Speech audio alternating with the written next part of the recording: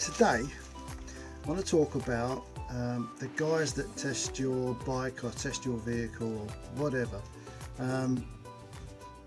Here in England we have something called an MOT, and that's something that's done every year. You can't drive your vehicle, ride your bike without it. It's against the law, so you must have it done. There are various places to go and various places to that have different options on how they do it. Really, basically, that's all it is. They all have their own ways of doing it, and you know, you pay your money, it takes your choice. If you, like I did, we had a reputable bloke that really went over your bike, but he was commonsensical about it, but you could just trust him to do a good job. Anyway, he's retired, so we have to go. Let's go. I'm having a little rummage around. Excuse me.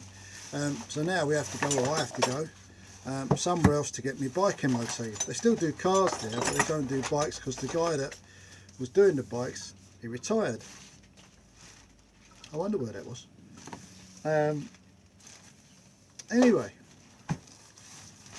takes the bike down there, as shown in previous videos, got my bike MOT'd, all lovely, and does anybody want one of these? There it is.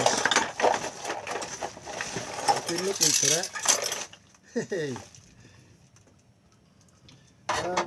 Yeah, lovely, got it done.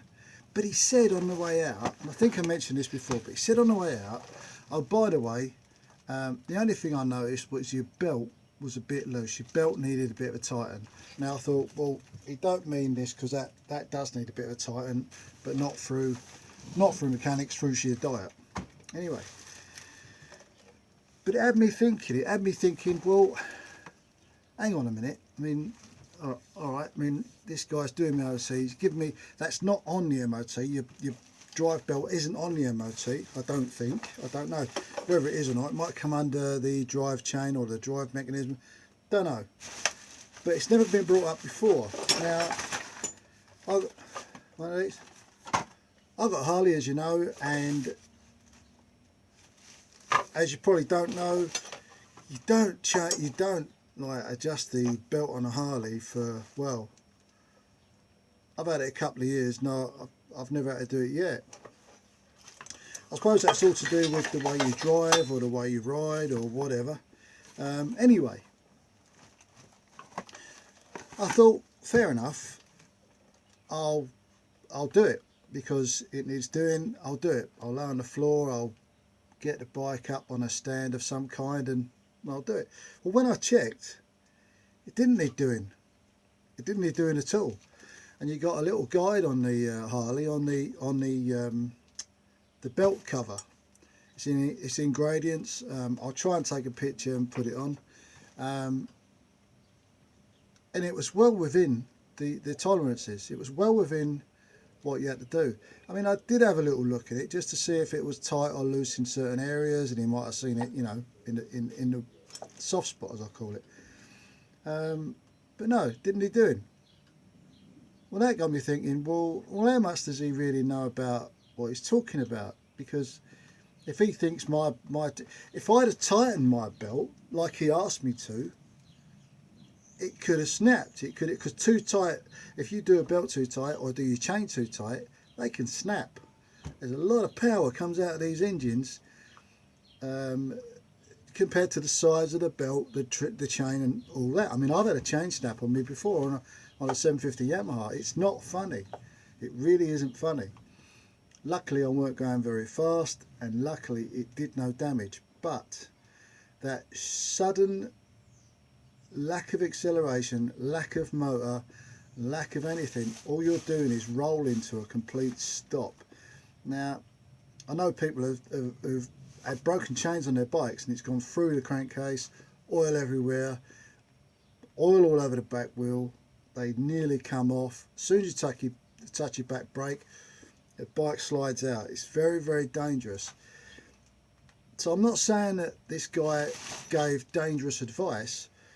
All I'm saying is, did he really know what he was talking about? and really now it's over to you, because I'm not sure if he did know what he was talking about or he didn't know what he was talking about. I'm really not sure. I'm going to go there again because he was a nice bloke, and now I know to take what he says with not so much a pinch of salt, but take what he says as an advisory, but just check it, see if it's okay, but you know, that's it. Yeah, so anyway, so that's today's question. I'll try and get a picture of the little thing underneath where the Harley is, and I'll show you that.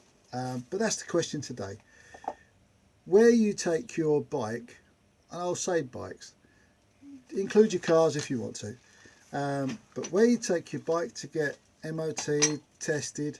I mean, Germany they have a TÜV, the TÜV, and that's very, very, very strict, very strict. But when you get your bike tested, your car tested even, do they really know what they're talking about? Or do you come away thinking, what a fucking idiot? Yeah? Let me know. Let me know what you think. But that's what I think. Like I said, I'm going to take it back. I won't name the garage, because that wouldn't be fair. But I'm still going to take it back there to get my bike done next year, because A, that's the closest place round here that does the bikes. B, it is recommended because a lot of the other guys in the club take their bikes there. And C, it was all right. It was all right. And I'll have a D. D, the receptionist is fucking gorgeous. How about that? Right. So there you go. That's what it is for this week. Nice short video. And hope you're all right, guys. Missed one last week because I had some relatives over from Australia, which was very, very good. Nice to see the folks. Leave it at that. And I mean, some things are just hereditary. They really are. I've been looking for that. Yeah. Yeah. Anyway, let me know where you've been. See what I did there? And